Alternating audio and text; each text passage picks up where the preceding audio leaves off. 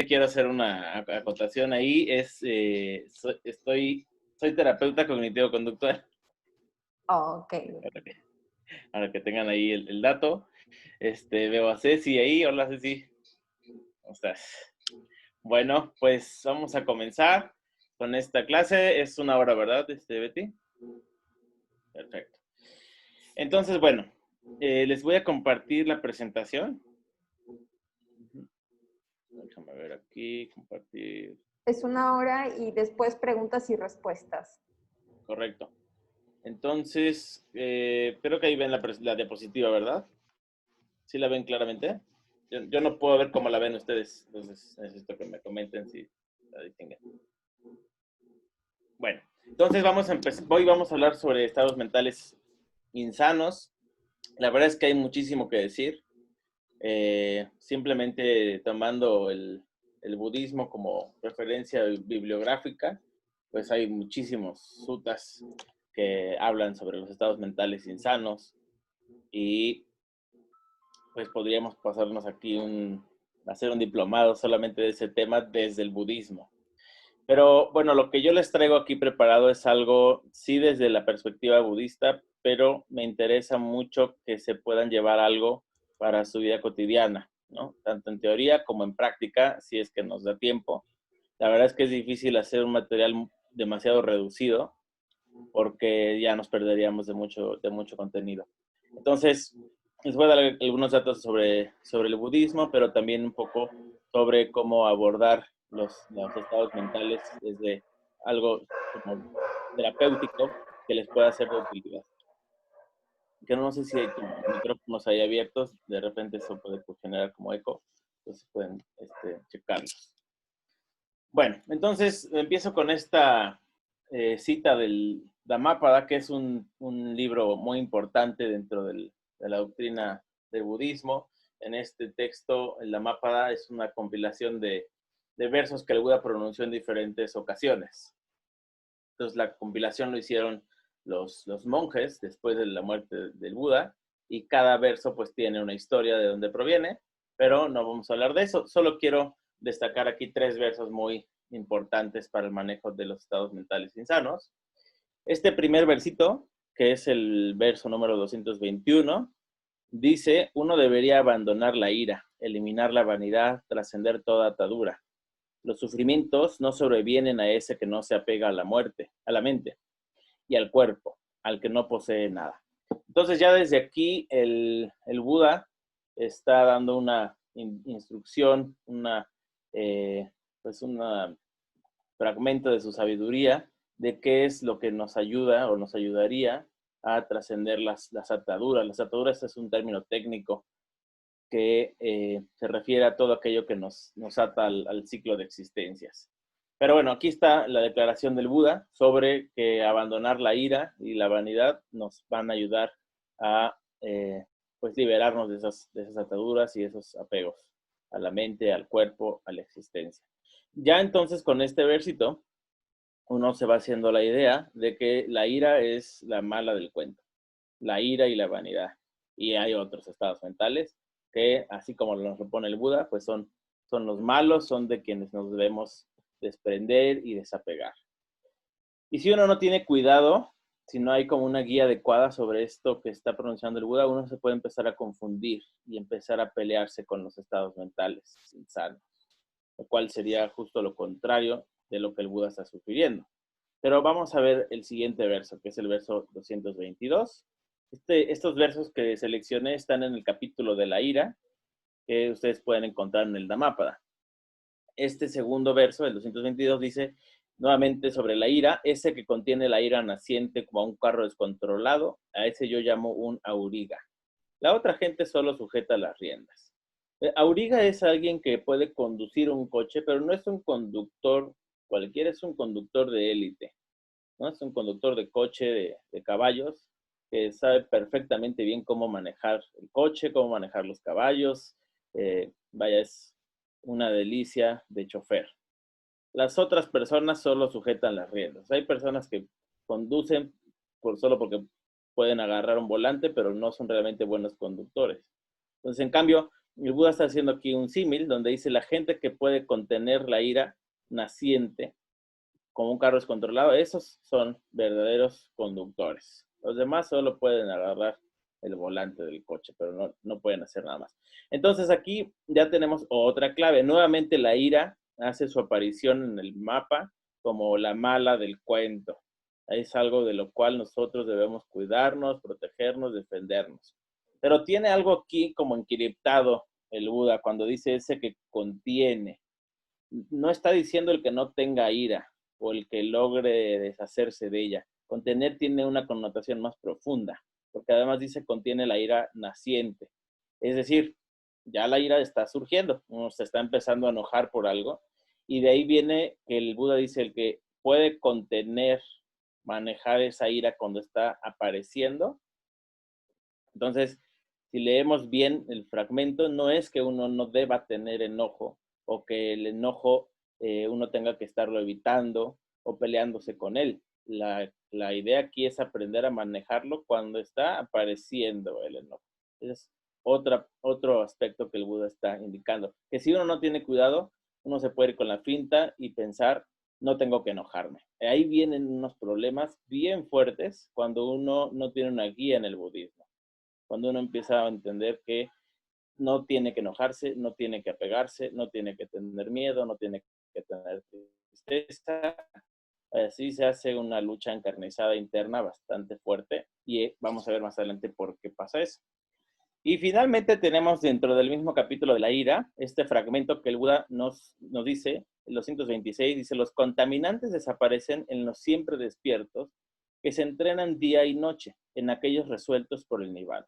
Entonces ya aquí el Buda nos da cuándo es que de veras va a desaparecer la ira y los contaminantes, ¿no? La vanidad, la malevolencia. Y tiene que ver con alcanzar la iluminación, el nirvana. No tiene que ver con que uno diga, ya no me voy a enojar. A partir de hoy, me gustó mucho la plática, ya no me voy a volver a enojar nunca. Porque nos vamos a estar muy frustrados a los 5 minutos. Porque vamos a descubrir que ya nos enojamos por algo. Entonces los contaminantes desaparecen, pero por resultado de la práctica. No, como resultado de la práctica, los contaminantes desaparecen. No es al revés, no es primero desaparezco los contaminantes y después viene la práctica, que muchas veces eso pretendemos. Incluso cuando escuchamos una plática como este tipo, decimos, ok, qué interesante, pero yo sí voy a poder no enojarme antes de alcanzar la iluminación. Entonces, bueno, como les decía, estas propuestas que a veces uno se hace, pues terminan siendo muy frustrantes. Es como cuando uno entra apenas a la práctica de atención plena y se promete a sí mismo, voy a estar en atención plena todo el día, ¿no? Ya a los 5 minutos uno ya se le olvidó su promesa y ya está divagando y fantaseando y haciendo un montón de cosas con la mente. Entonces, de aquí el Buda nos da la pauta muy clara y en muchos otros fragmentos también. Es producto de la práctica, no producto de la decisión. Ya no me voy a pegar, ya no me voy a enojar. No viene así. Entonces, de acuerdo con el budismo, con la enseñanza del Buda, después de que uno practica atención plena o vipassana y uno puede observar la realidad tal como es, pues, como fruto de esa observación tan profunda y enérgica, es que empiezan a perder sentido muchos contaminantes, ¿no? Por ejemplo, si yo estoy observando directamente que mis experiencias son impermanentes, ya el apego no tiene sentido para nacer, para salir. ¿O a qué me estoy apegando si estoy logrando observar que todo es impermanente? Pero estamos hablando de un estado meditativo muy profundo, ¿no? O sea, es el clímax del estado de observación. Porque uno puede entender, las cosas son impermanentes, todo se acaba, antes estaba joven, ahora ya no, hace rato amanecí, ahorita ya es tarde. Uno puede comprender cognitivamente la impermanencia, pero no es por esa comprensión que se van a quitar o se van a eliminar los apegos y el enojo. Es por la visión directa, cuando uno lo vea, ¿no?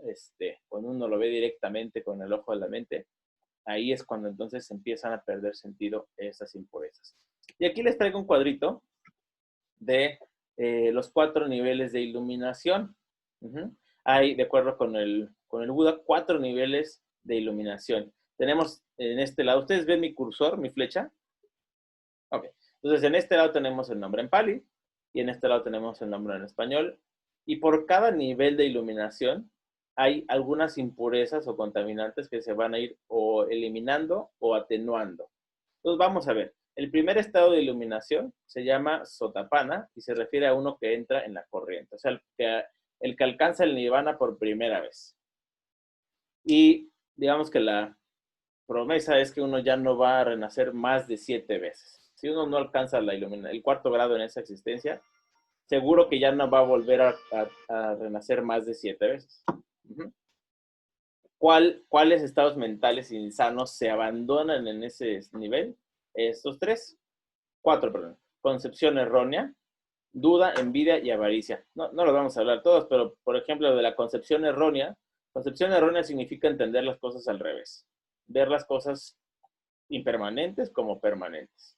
Ver las cosas insatisfactorias como satisfactorias. Pero bueno, una vez que uno ve que todo está surgiendo y cesando, y lo ve directamente, no que lo filosofe, sino que realmente lo pueda ver, ya no hay concepción errónea. Es como que uno nunca ha visto la playa y fantasea, ¿cómo será la playa? Creo que hay micrófono. Como cuando uno fantasea, ¿cómo será la playa? ¿No? Dicen que hay agua, me imagino que es como la pila de mi casa. Entonces, cuando uno llega a la playa y la ve, o sea, ya uno nunca más va a confundir la playa, el mar, con un río. O sea, a no ser que uno le dé alguna especie de embolia y se le olvide qué era, pero una vez que uno ve ya se va esa duda. Por eso es que lo primero que se va es la concepción errónea. O sea, uno aquí, digamos, como simple mortal, pues uno dice, pues sí, todo es impermanente, es lo que dicen y más o menos lo puedo ver, pero ya entrando en ese estado de nirvana, uno se da cuenta que es realmente así. Y luego se va la concepción errónea, la duda, la envidia y la avaricia. El siguiente nivel se llama Sakadagami y se refiere a uno que va a retornar una vez. Es decir, si llega a reconectar como humano, será solamente una vez y después ya lo hará en otro plano si es que necesita volver a reconectar o a renacer, pero ya no va a ser en el plano humano. Aquí lo que ocurre es que el deseo, el enojo y la ignorancia se atenúan, no se quitan, solo se atenúan. O sea, ya no hay deseo tan burdo por objetos sensoriales, enojo, ignorancia, ¿ok? Son estados mentales que se van a atenuar. Pasamos al siguiente nivel de iluminación, o sea, la persona alcanza el nirvana por tercera vez y se llama el que no retorna. Es decir, esta persona si muere sin haber alcanzado el último grado de iluminación, pues ya no va a renacer como humano, va a renacer en un plano que ya no es que ya no es un plano de la esfera de los sentidos, va a reconectar como Brahman y allí alcanzará el último grado de iluminación. Pero bueno, quien alcanza este grado de iluminación anagami va a erradicar deseo sensual y mala voluntad. Aquí está el enojo del que estamos hablando. Aquí el enojo se atenúa y aquí el enojo queda erradicado. O sea, ya nunca más vuelve a aparecer el enojo. Y finalmente el estado de Arahant. En el estado de Arahant se llama uno que ha erradicado todas las impurezas. Y en ese estado de iluminación, que por cierto son estados mentales muy breves, no es que uno se quede ahí colgado del estado más que un instante mental, ahí se van a ir el resto de las impurezas que son apego a la existencia, vanidad, agitación e ignorancia.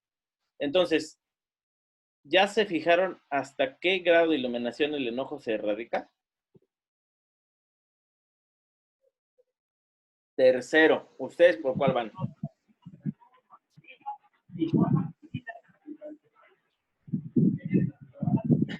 Bueno, entonces por esta razón es que ponerse, de acuerdo con la perspectiva del budismo, ponerse como meta, ya no me voy a volver a enojar, es mera fantasía. Hasta que no alcancen el último grado de iluminación, no se erradicará, el tercer grado de iluminación no se erradicará el enojo.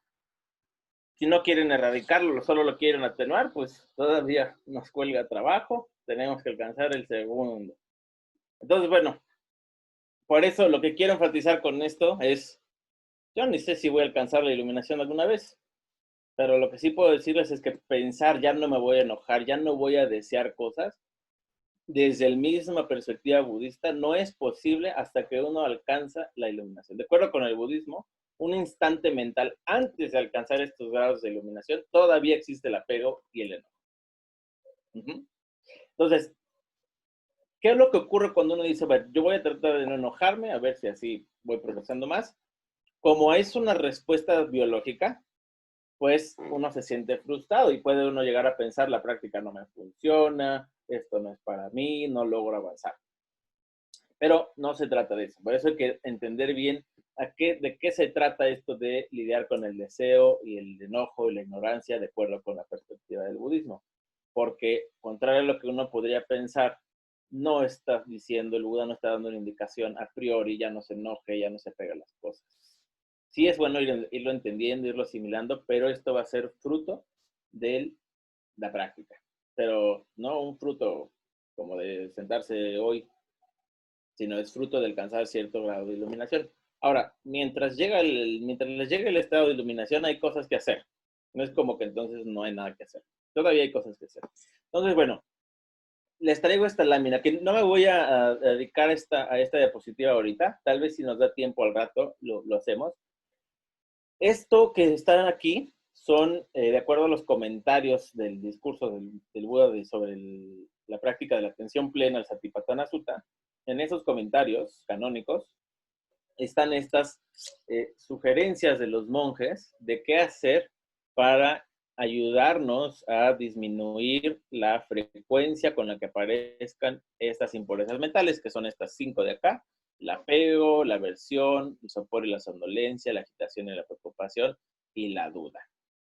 En realidad son 7, pero quizá en otra ocasión entraremos a ver cuál es la diferencia entre sopor y somnolencia, agitación y preocupación. Pero quiero destacar aquí que si ustedes ven donde dice aversión, la aversión, de acuerdo con el budismo, con el Buda, es un estado mental que engloba diferentes grados emocionales, llamémosles, como por ejemplo la mala voluntad, el enojo, la ira, la tristeza, el odio y la malevolencia, ¿no? A lo mejor muchas veces cuando de repente pregunto ahí a los alumnos del grupo, la tristeza es parte del apego o de la aversión, casi siempre dicen que del apego, porque dicen que uno está triste por apegado, pero no, en realidad la tristeza es una manifestación de la aversión. O sea, hay algo que no me gusta, algo que mi cuerpo está rechazando y lo está haciendo de una manera a través de la tristeza o del llanto. ¿Ok? Entonces, la tristeza en sí misma, ese estado mental, es un estado mental de aversión. Entonces, un punto ahí importante que, bueno, siempre es interesante a veces cuando uno no lo sabe, identificar, ¿no? Ese estado mental. Entonces, hay diferentes sugerencias. Veamos si nos da tiempo de regresarnos al ratito a estas, que están muy interesantes, la verdad. Hay algunos puntos muy importantes.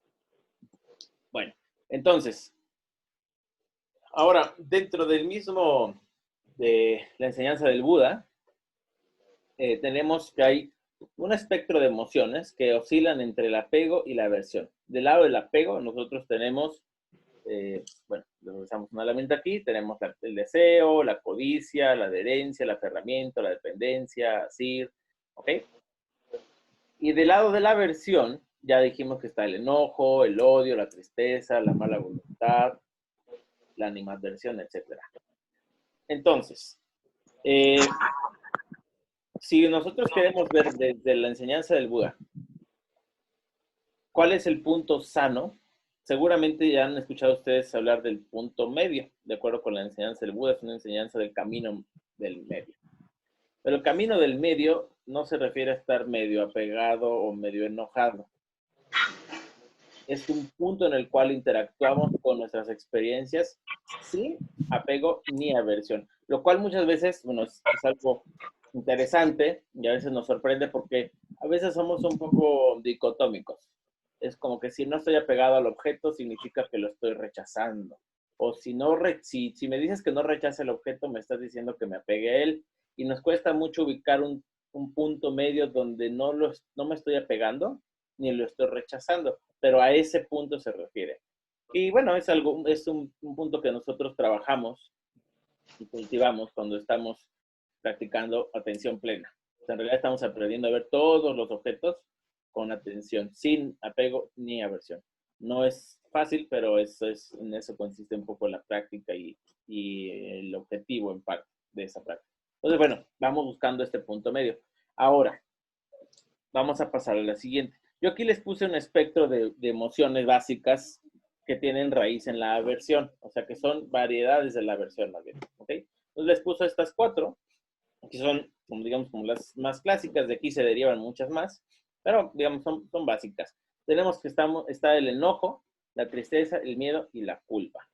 Ahora bien, estas emociones tienen un origen biológico, ¿no? Vamos a irnos un poco, vamos a cambiar un poco el enfoque de esta plática y vamos a irnos al aspecto evolutivo. Todo lo que nosotros tenemos en nuestro organismo tiene una función. O sea, la naturaleza no dijo un día, no tengo nada que hacer, pues voy a hacer que a este le dé miedo, o que le dé enojo, o le dé culpa. No, tienen una función y todo tiene que ver siempre o con la supervivencia o con la reproducción de acuerdo con la naturaleza. Entonces, las emociones tienen una función y es importante conocerlas porque no aparecen a lo loquito. Como estoy bien contento y de repente, ¡pum!, me enojé, ¿no? Siempre hay algo que lo condiciona. Entonces, vamos a ir explorando un poco. Para entender las emociones, necesitamos comprender qué función tienen y cómo, y la ruta que les da origen, o sea, cómo es que llega a aparecer el enojo. Entonces, bajo este principio, el enojo surge de diferentes maneras, pero surge cuando, por ejemplo, alguien rompe nuestras reglas. Cada uno de nosotros tenemos reglas de vida, muchos deberías, ¿no? Por ejemplo, no sé, la gente no debería salir de su casa. Entonces, si alguien rompe la regla, es muy fácil que eso me dé enojo. La regla es mía, la regla no es de los demás. Puede ser que los demás coincidan con la regla, pero es mía. Entonces, muchas veces las personas hacen cosas contra nosotros, como por ejemplo, no sé, hablarnos fuerte, hablarnos feo, insultarnos, y tenemos una regla que dice, nadie me debería hablar feo. Entonces, aparece el enojo. O sea, no aparece sin razón, siempre aparece con razón. ¿Y cuál es la función del enojo? Aquí quisiera hacer un poquito más interactivo y que, ya les puse ahí. Bueno, ¿cuál es la función del enojo? ¿Cuál es para qué está el enojo ahí? ¿Quién quiere contestar?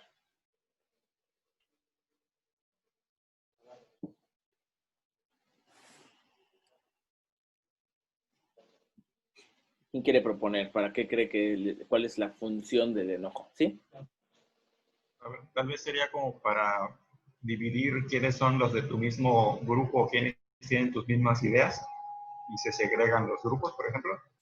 Ok, bueno, eso está muy interesante, pero pues sí, también, claro. ¿Quién más? ¿Otro comentario más?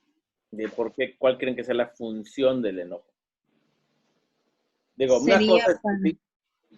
¿Quién? perdón, Sí, yo, Juanita, sí, Juanita. sería para darnos cuenta de lo que nos está molestando y hacer conciencia de lo que estamos sintiendo. Ok, ¿y a qué nos empuja a hacer el enojo?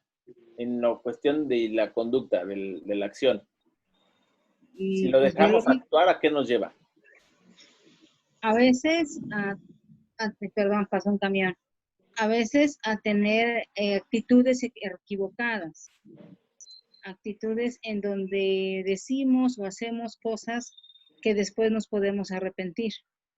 Ok, sí, claro, a veces a uno se le pasa la mano. Pero digamos, para que el enojo, si tiene una razón de estar ahí, que sea algo positivo para la existencia, ya dijimos, una es como dividir, ¿no? La otra era como hacer consciente de algo que nos molesta.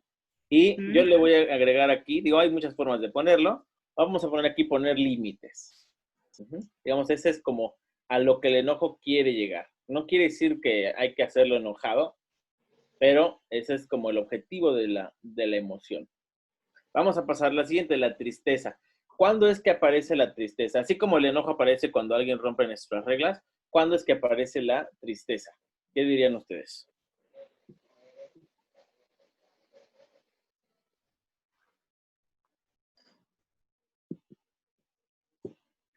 Cuando no alcanzamos los objetivos, hay una frustración Ok, muy bien. Entonces, vamos a resumirlo aquí. Yo lo estoy resumiendo como pérdida, ¿no? O sea, se perdió algo. No alcanzar los objetivos, se murió una persona, perdí un estatus, perdí una posición, perdí una creencia. Y puse aquí defecto porque a veces esa pérdida puede hacer relucir un defecto, como esto que perdí indica que soy incapaz o que no puedo o que soy un fracaso, etcétera, ¿no? Entonces, a partir de ahí, pues viene y surge la tristeza. Ahora, esa es la ruta por la cual aparece la tristeza. ¿Cuál sería la función de la tristeza? ¿Para qué sirve la tristeza? ¿Cuál es su objetivo?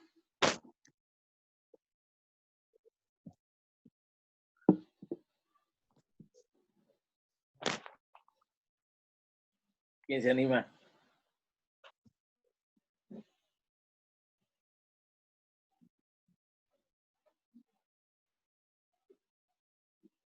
¿Quién dice yo? ¿Para qué creen que sirva la tristeza? No es La fácil.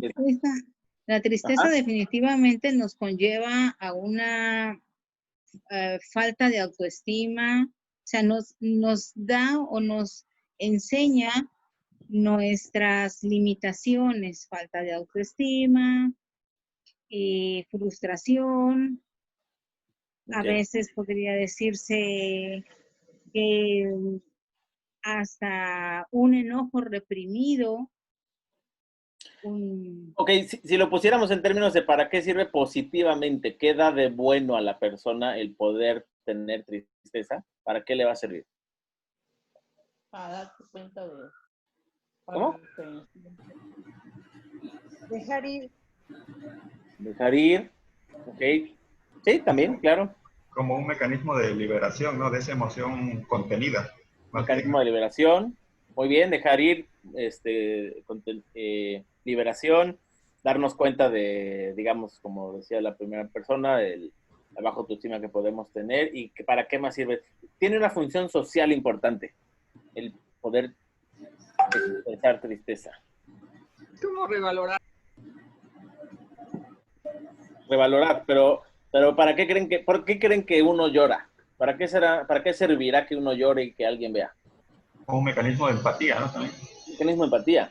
Entonces hay algo que nos rebasó ya, una situación por la cual nos vimos rebasados, si no, no estaríamos tristes ni llorando, y eso hace que alguien más se fije. Para desahogarse. También para desahogar. Pero si no pudiéramos expresar, no obtendríamos apoyo. O sea, si uno no percibe que alguien está triste, pues no se le acerca para ayudarlo. Que lo ve bien normal. ¿Ok? Entonces, ahí hay una función importante, la tristeza. Vámonos con el miedo. ¿Cuándo aparece el miedo? Puede ser miedo, ansiedad, angustia. ¿Qué hace que surja el miedo? ¿Qué tipo de experiencias? Una situación en donde la vida está comprometida, por ejemplo. Una sensación de peligro, exactamente, ¿no? Ya sea que el peligro sea real o no, pero mientras uno perciba peligro, aparece miedo, ¿no? Puede ser personal, puede ser del grupo, puede ser de la familia, puede ser de un ser querido, pero en cuanto uno percibe esto es peligroso, aparece el miedo. ¿Para qué sirve el miedo? ¿A qué nos empuja el miedo? Positivamente hablando. A prevenir. Prevenir, ¿no? Queremos evitar daño, ¿no? Imagínense que ustedes encontraran, por alguna extraña razón, se encontraran con un tigre en la calle y se sintieran alegres, contentos o eufóricos, ¿no? Pues lo más seguro es que no pasen de ese momento, ¿no? Entonces, el miedo nos ayuda a decir, ok, esto es peligroso, me debo poner a salvo. Ok, entonces esa es la ruta, nos ayuda a buscar protección y seguridad. Y la culpa, ¿cuándo surge la culpa? ¿Qué pasó para que surgiera culpa?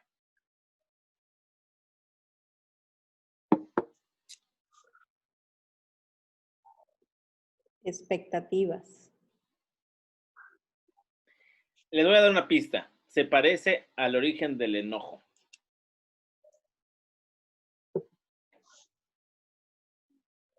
Cuando nos damos cuenta que una acción fue mala e insana, ¿no? Pero es el hecho de darse cuenta. Correcto. Rompimos una regla nuestra. La gente no debe salir a la calle. Ya salí, el vecino se enfermó, seguramente es por mi culpa por haber roto mi propia regla, ¿no? Entonces, cuando rompemos nuestras propias reglas, aparece la culpa. Digo, hay más cosas que la originan, pero esta es como, digamos, la ruta más generalizada. ¿Y para qué sirve la culpa? ¿Cuál es la función?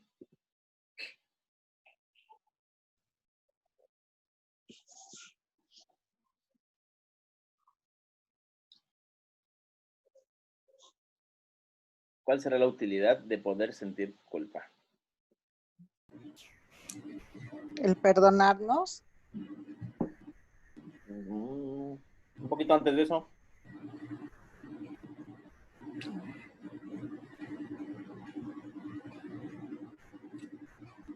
Cuando uno siente culpa, ¿qué intenta hacer? Como justificar la acción. A ver, ¿quién más? Podría ser alguna especie de arrepentimiento.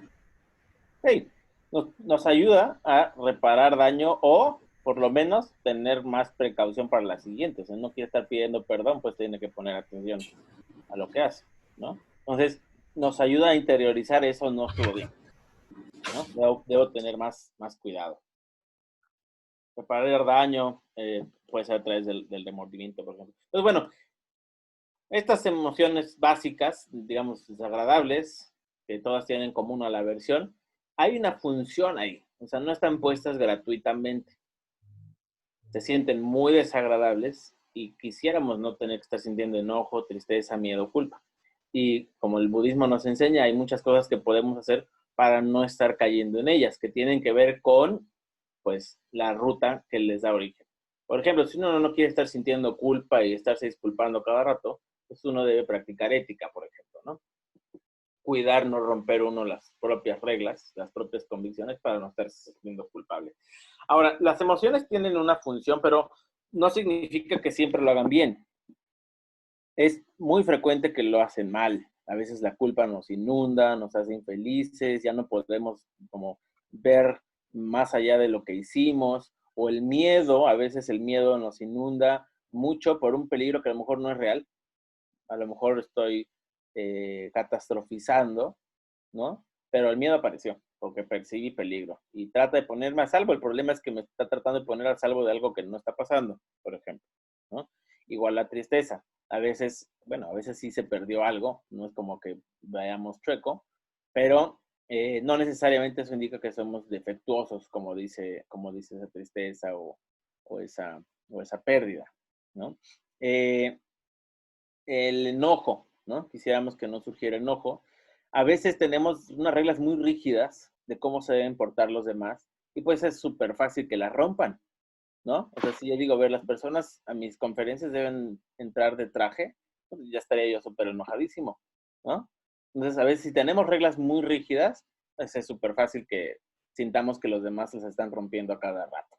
Entonces ahí tenemos que ir como checando. Pero bueno, finalmente las emociones, aunque tienen su lado donde se salen de control, tienen una función.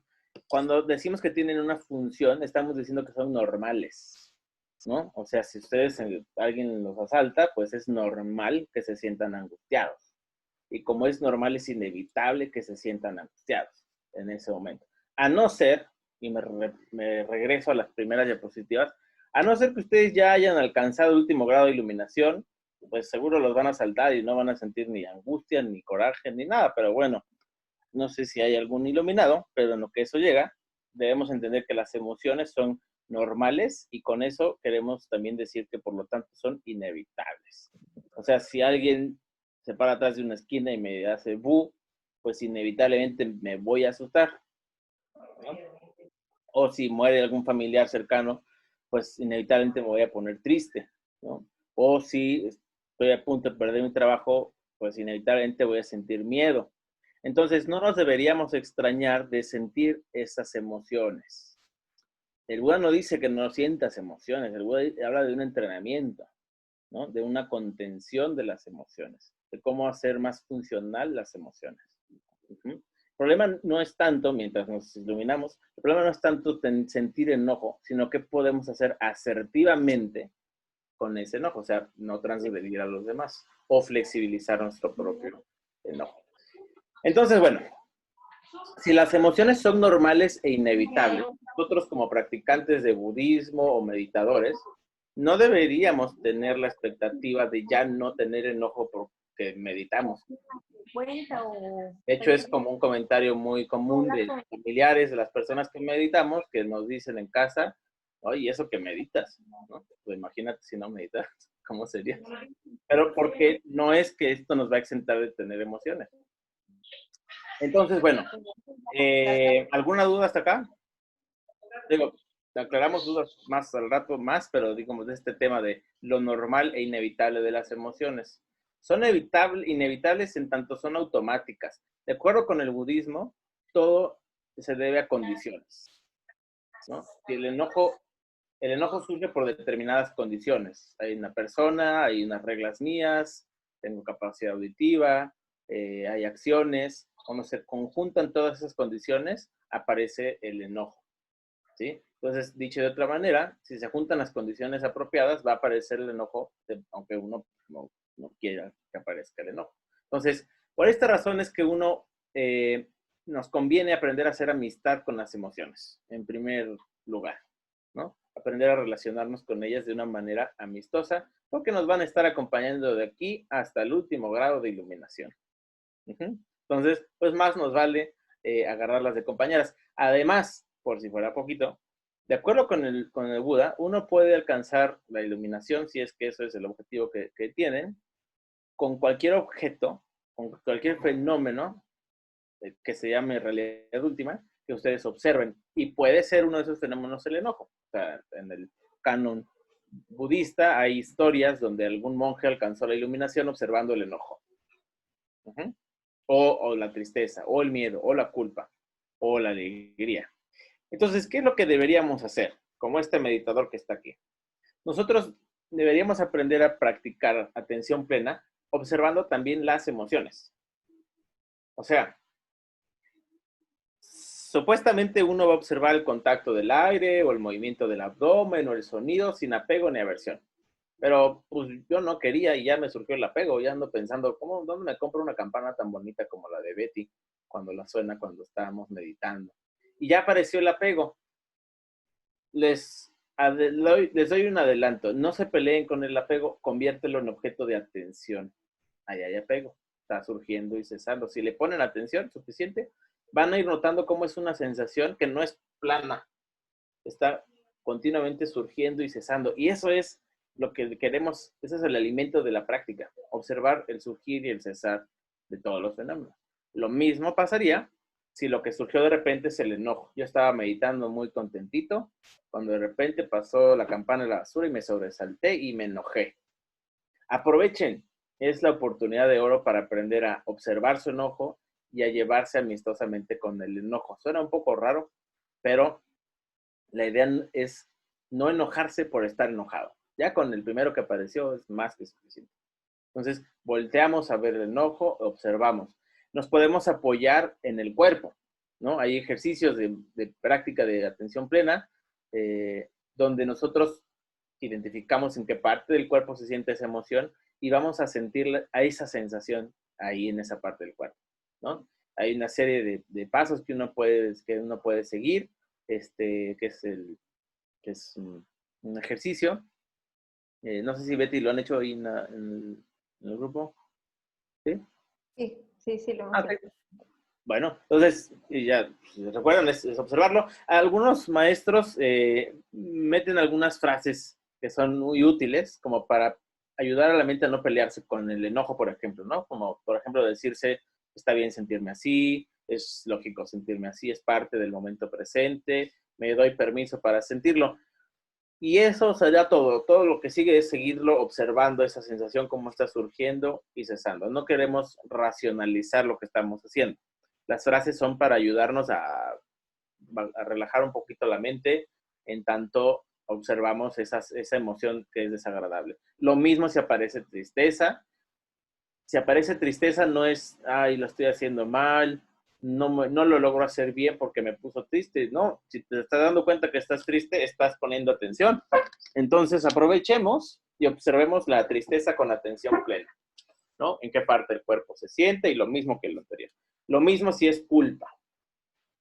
Lo mismo si es miedo. Entonces, la emoción que sea que aparezca, yo esto que les estoy comentando ahorita es cómo podemos regular nuestra emoción. O sea, aquí hay doble enfoque. El del budismo, que es aprender a observar cómo también es un fenómeno que está surgiendo y cesando. Y el enfoque terapéutico, que es cómo regulamos la emoción. La emoción no se puede quitar como un calcetín sucio. Se va a quedar ahí porque son hormonas, son neurotransmisores que van a tardar un rato en estar ahí. Entonces, lo que podemos hacer y lo que se conoce como regulación emocional en psicoterapia, quiere decir aprender a estar con nuestra emoción, ¿no? O sea, puedo estar con el enojo. De todas maneras, aunque no pueda, ahí se va a quedar un rato. Pero me conviene más estar con el enojo y no pelearme con él que empezar a pelearme con él.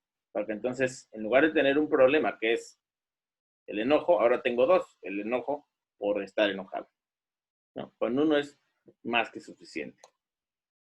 Pero lo mismo deberíamos hacer con estados mentales agradables, como la tranquilidad.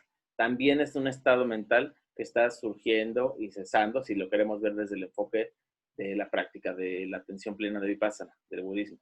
Entonces, también podemos observar cómo también es un fenómeno que está surgiendo y cesando. Al final, esto, cuestión de la iluminación, la práctica de mindfulness, de Vipassana, el objetivo desde lo budista es observar que todo está surgiendo y cesando.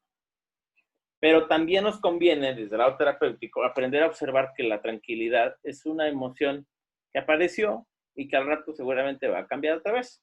¿Por qué nos conviene? Porque a veces nos apegamos a la emoción agradable y ya no queremos que se vaya. Pero ¿qué crees que se va a ir? Y entonces voy a empezar a sufrir porque ya se fue tan bonito que estaba yo sintiendo y empezamos a pasarla mal, ¿no? Entonces, por eso les decía, el punto medio de aquí es ver las cosas como son, de acuerdo con las instrucciones de la práctica de la atención. Esto no es fácil, o sea, cuando hay algo agradable, la mente se inclina hacia el apego, pero ahí es donde la práctica nos dice, a ver, regrésate para acá tantito, observa cómo es un fenómeno que está ahí surgiendo y cesando. Y además, esto es como cómo relacionarme con la emoción, pero no es lo único que hay que hacer. También podríamos revisar, bueno, qué fue lo que me generó enojo. Tal vez estoy viendo mal, o tal vez estoy viendo bien y tengo que poner un límite de forma asertiva, ¿no? Sin herir a los demás. Tal vez necesito alejarme, tal vez necesito decir algo, expresar una necesidad. Entonces, son dos cosas que estamos buscando aquí con las emociones. Uno es lo que me trajo a la emoción, lo que hizo que surgiera la emoción, que es como más cognitivo, y lo que es más experiencial, que es aprender a aceptar nuestras emociones. Y nuevamente aquí la palabrita aceptar a veces nos genera ruido, porque se oye un poco como tengo que estar de acuerdo con sentirme triste, o tengo que decirme que estar triste está padre.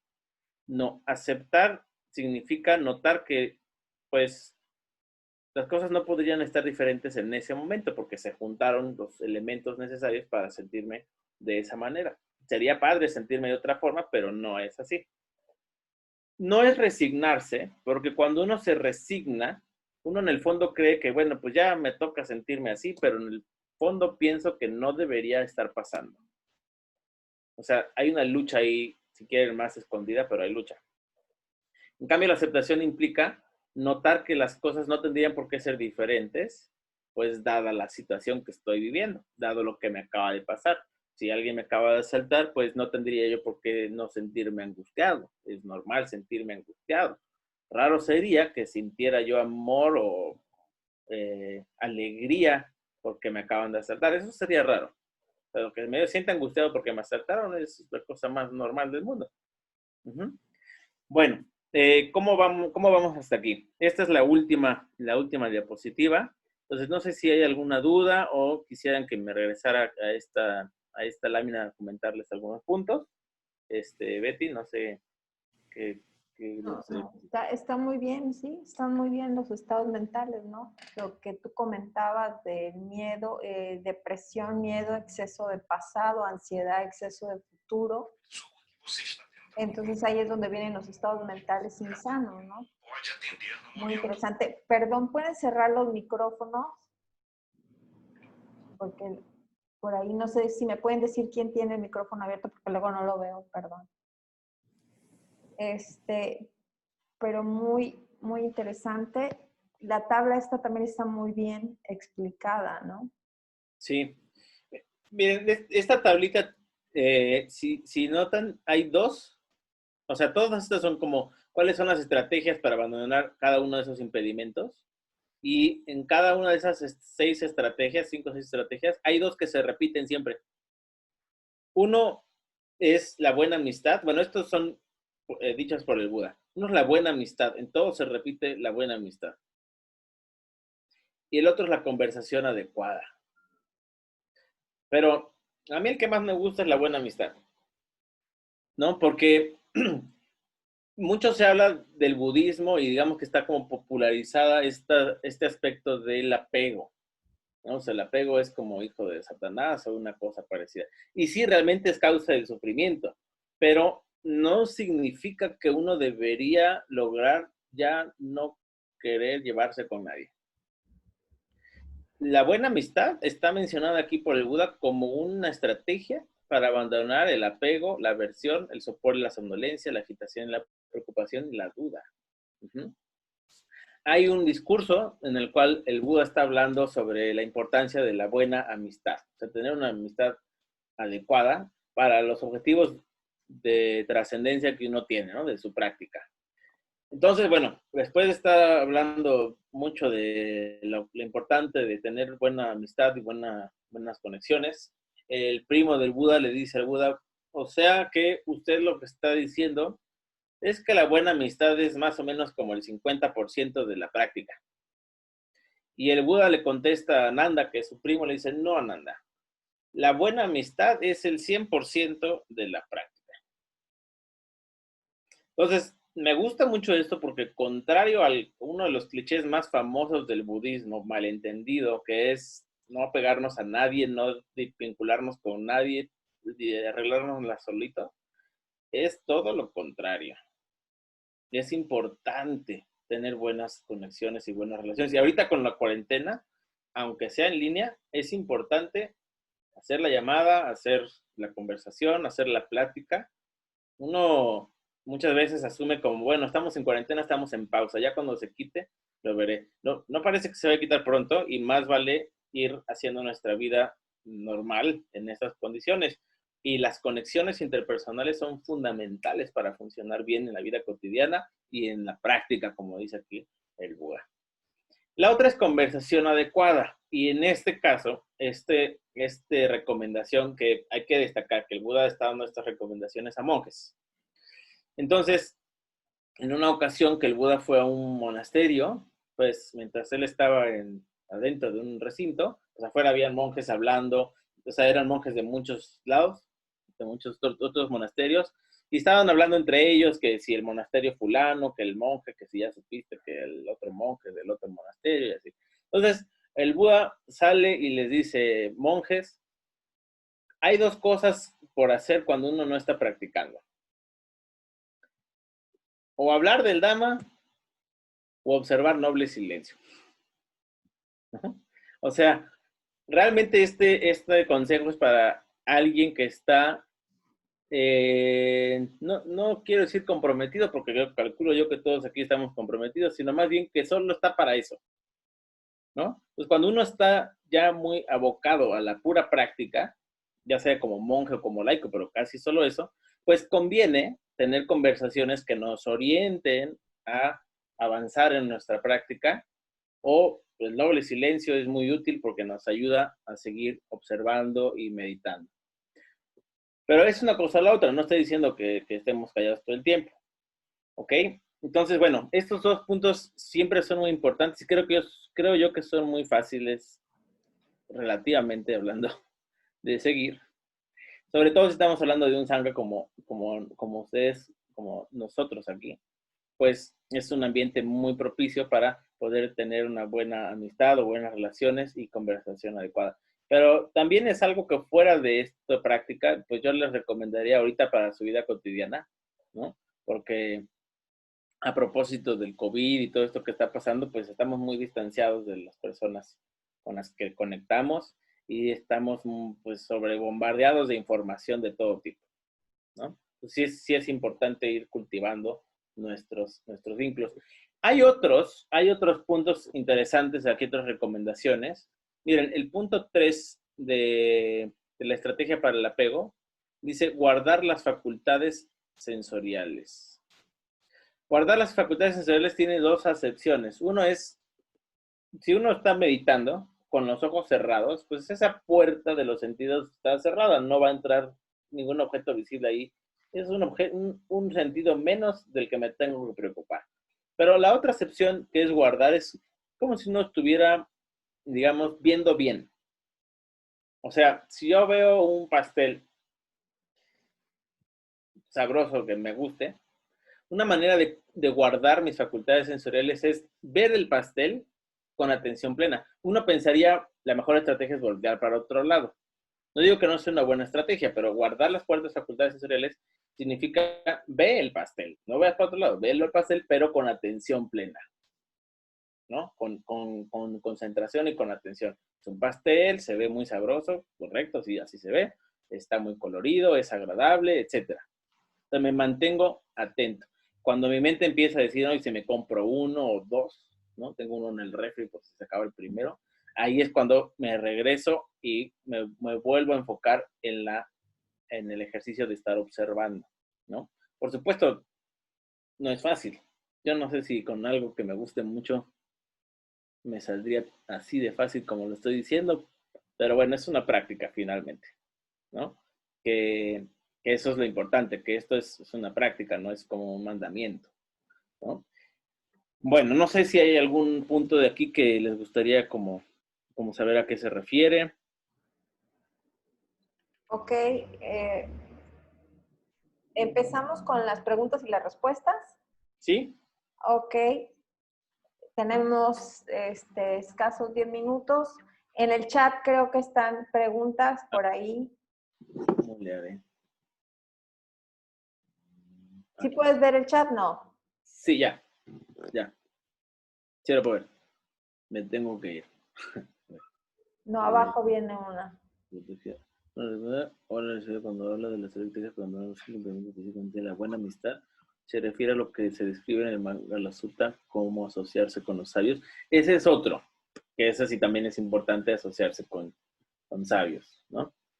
Porque eso implica que uno va a tener una orientación, una guía adecuada de lo que está practicando y de lo que está viendo. Pero no es el mismo, ¿no? La otra es como la amistad, digamos, hay como, llamémosle, una relación más cercana, ¿no? Con el punto 3. Perdón, eso es otra cosa. Con la buena amistad, pues hay, digamos, tal vez más confianza, más cercanía. No tiene la misma connotación, ¿no? Yo puedo tener un amigo con que me llevo muy bien, amigos del Dhamma, exactamente, eso se refiere con buena amistad, amigos del Dhamma, ¿no? Bueno, en algún sentido somos amigos también, los sabios son amigos, son amigables, ¿no? Pero bueno, sí hay como una connotación un poco diferente. El punto 3 no lo comprendí mucho. Guardar las puertas en sí. Sí, ok.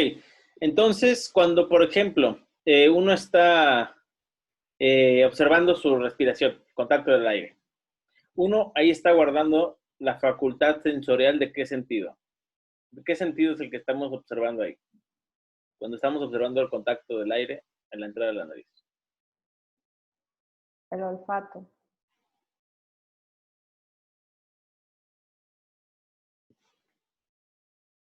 A ver, ¿quién más quiere opinar? Es engañoso. Es el ancla, ¿no? Estamos observando el sentido del tacto. Estamos observando sensación táctil del aire.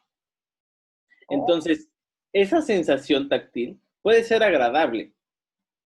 Para que no surja el apego a la sensación agradable, lo que yo necesito hacer es enfocarme a observar esa sensación momento a momento, sin juzgar, sin agregarle nada, solamente observando tal como está surgiendo, así de agradable como está surgiendo. O sea, guardar en este caso quiere, en lugar de decir no lo veas, no lo sientas, no sientas bonito, es observa que estás sintiendo bonito. Solo es una sensación, no te la tienes que llevar a tu casa, no tiene que estar ahí para siempre, únicamente se trata de estarlo observando como lo que es un fenómeno impermanente, está surgiendo y cesando todo el tiempo. Agradable, pero impermanente. Es decir, lo que no estoy haciendo ahí es planeando cómo hacer para estar con esta sensación todo el día y que no se me vaya y siempre estar en paz. No, no, no. Solamente estoy observando que está surgiendo y cesando. Cuando hacemos el ejercicio de la pasa y estamos observando el sabor, que para algunas personas es agradable, entonces uno está guardando la facultad sensorial del sentido del gusto y se refiere a que estoy poniendo atención al sabor y lo agradable que es sin apegarme, sin aferrarme, solo viendo que es una sensación agradable y ya, que está surgiendo y cesando. Lo mismo para una experiencia desagradable. Si uno, por ejemplo, hay gente que no le gusta el sabor de la pasa, entonces lo comen, entonces guardar la puerta sensorial de la lengua, del sabor, implicaría, observo que es una sensación desagradable que está surgiendo y cesando momento a momento, no me tengo que pelear con ella, ni tengo que discutir lo que estoy comiendo, solamente es observar que, pues sí, es desagradable, pero ahí está surgiendo y cesando. No la dejo de observar, porque entonces ya sería aversión. Ok, tenemos más preguntas. Pati Torres te hizo una Dice, pregunta. saludos, Pati, también. Te saludo, museo. Es que lo que pasa es que las reglas de la disciplina tienen que ver, son parte, digamos, del Vinaya, que es una de las 3 canastas de la enseñanza del Buda, donde el Buda enseña reglas éticas que tienen que ver con nuestra conducta y tienen como objetivo evitar tener remordimiento o culpa por lo que uno ha hecho. Entonces, si uno observa, si uno no daña a alguien, pues uno cuida de su propia mente también, de que no surja a partir de eso culpa o remordimiento. Entonces, yo si observo las reglas de disciplina, pues me estoy asegurando, es como un seguro para no experimentar cosas desagradables. Tranquilidad, paz. Como el octuple noble sendero. Bueno, lo que pasa es que el octuple noble sendero implica la ética también, ¿no? O sea, la parte de la ética, que es el recto actuar, el recto lenguaje, el recto modo de vida, ahí están incluidas todas las reglas de disciplina, ¿no? Que el Buda dictó algunas para monjes y son menos para laicos. Pero al final lo que la intención es cuidar, no lastimar a los demás. Y con eso yo estoy asegurándome no estar experimentando aversión a cada rato, ¿no? Estados mentales insanos te refieres a las kleshas, ¿verdad? ¿Qué son las kleshas? Ceci es tibetana. Las kilesas, ¿no? Supongo. Sí, las kleshas, bueno, entonces no sabía si en la parte de los Theravadas, pero las kleshas es justamente las aflicciones, ¿no? Sí, son lo mismo. Sí, o sea, son estas, no solo son estas 7, son más, pues, pero dentro de ellas están 84,000. Sí, están estas, ¿no? Como fundamentalmente apego, aversión, somnolencia, agitación, preocupación, duda, ignorancia, vanidad, o sea, son... Sí, exactamente. Creo yo que en Pali sería kilesas. Podría ser, pero sí es lo mismo, impurezas. Sí, es que... De hecho, hay un libro que les recomiendo mucho, es un monje tailandés que se llama No menosprecies a las impurezas mentales porque ellas se reirán de ti. ¿No? Es que ahí sabes qué siento yo que pasa, que a veces las traducciones tanto del pali como del sánscrito como del tibetano hacia lo que es el español, sí, muchas veces no te da la claridad de lo que son los conceptos, claro, originales.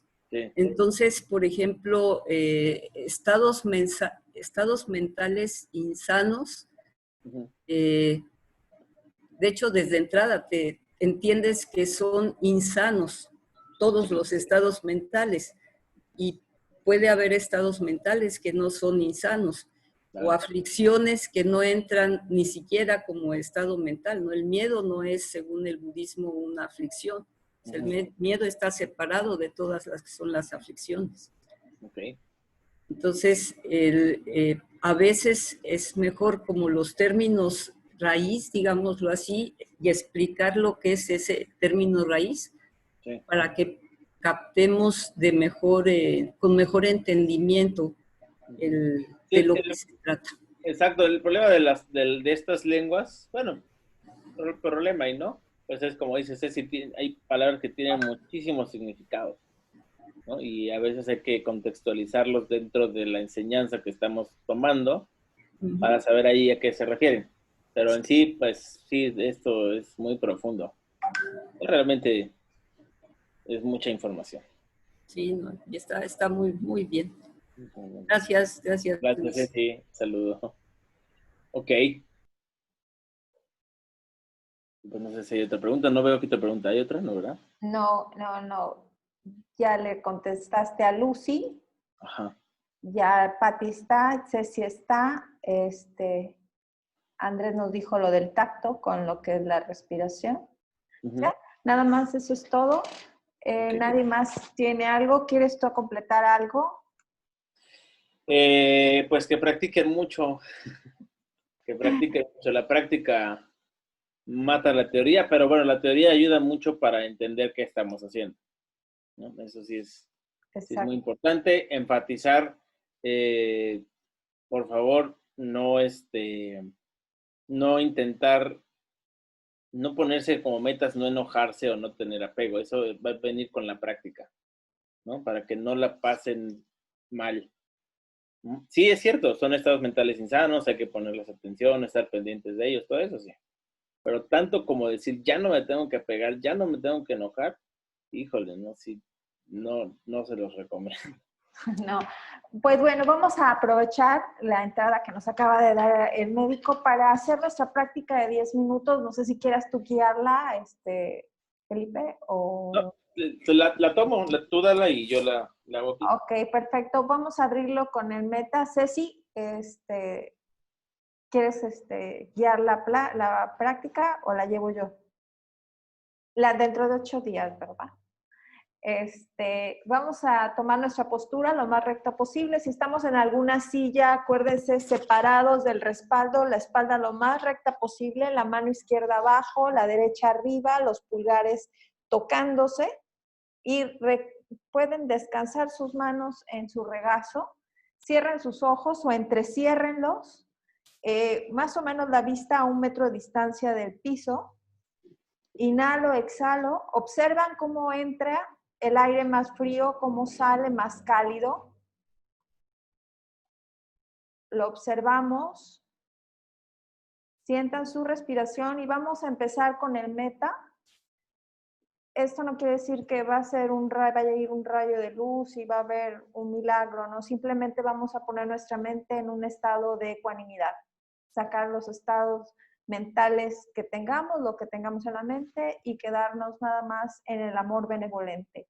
Repitan mentalmente después de mí, por medio de este acto, pido perdón a todos aquellos seres que por ignorancia les hice daño. Por medio de este acto, perdono incondicionalmente a todos aquellos que me hicieron daño. Por medio de este acto, me perdono a mí mismo, a mí misma. Que yo esté bien, feliz y en paz. Que todos los seres que estamos en esta videoconferencia estemos bien, felices y en paz. Que todos los seres que habitan en nuestros hogares estén bien, felices y en paz. Que todos los seres que habitan en esta colonia estén bien, felices y en paz. Que todos los seres que habitan en esta ciudad estén bien, felices y en paz. Que todos nuestros seres amados estén bien, felices y en paz. Que todos nuestros amigos estén bien, felices y en paz. Que todos los que nos son indiferentes estén bien, felices y en paz. Que todos los animales de este planeta estén bien, felices y en paz. Que todos nuestros gobernantes estén bien, felices y en paz. Que todos los seres de este planeta estemos bien, felices y en paz. Que todos los seres del universo estén bien, felices y en paz. Que todos los seres que tienen miedo conquisten el miedo. Que todos los seres que sienten pesar abandonen el pesar. Que todos los seres que sufren se liberen del sufrimiento. Que yo esté bien, feliz y en paz. Que yo esté bien, feliz y en paz.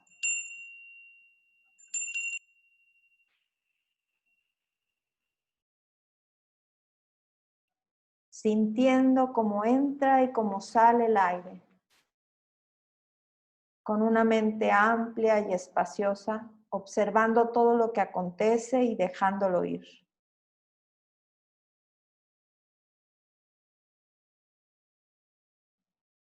Sintiendo, solo sintiendo.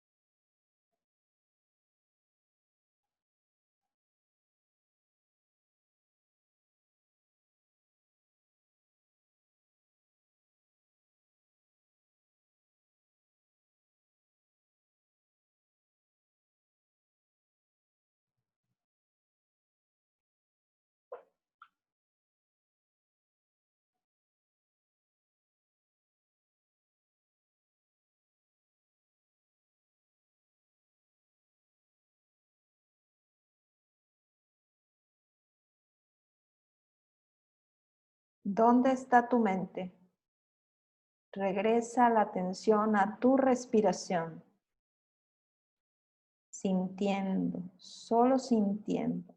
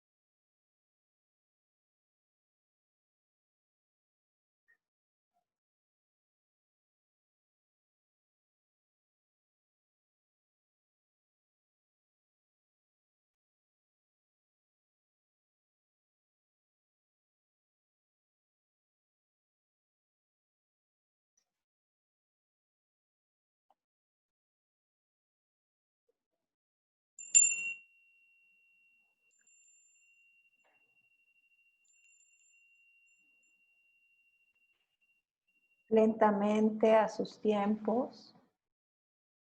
Pueden ir abriendo sus ojos, moviendo los dedos de sus pies, de sus manos.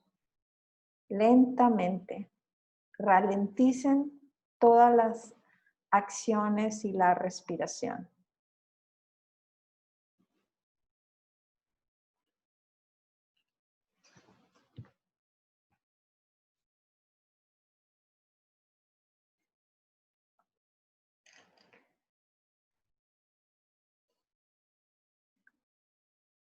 Bueno, pues muchísimas gracias a todos. Los espero la próxima semana.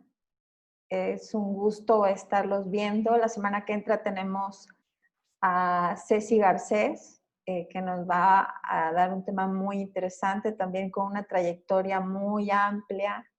Ella, la verdad, ha estado en la India en varios retiros, en Dharmatasala, con maestros australianos, mexicanos, extranjeros, de Estados Unidos.